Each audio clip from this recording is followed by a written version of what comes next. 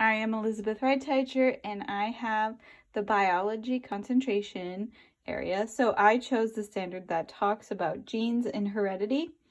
And for this Science in a Shoebox, they will actually be playing a board game with their families. So here's what we have in the box. We have the board itself. We have the game rules.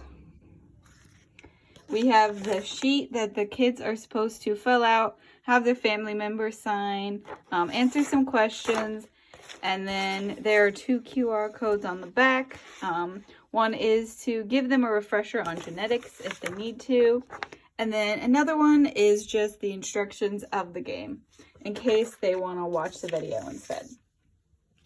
So there's also a die and some characters for them for the game board, and then there is different cards, questions that have different points attached to them based on their level of hardness.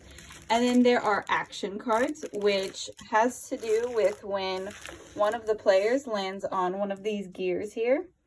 If they land on that, they get to pull this card and they have the potential to get more points.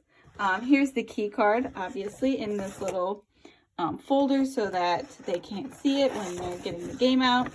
And then each one should have a score sheet that the family members and the student can record their points and some of the answers that they had for the questions.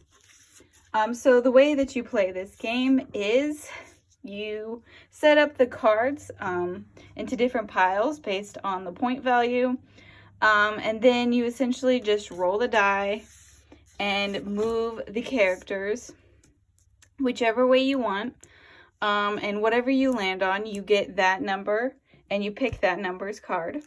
If you get a gear, obviously you get one of the challenges, which is a potential to get even more points. And then they just have to answer the questions on the card. So that is my Science in a Shoebox.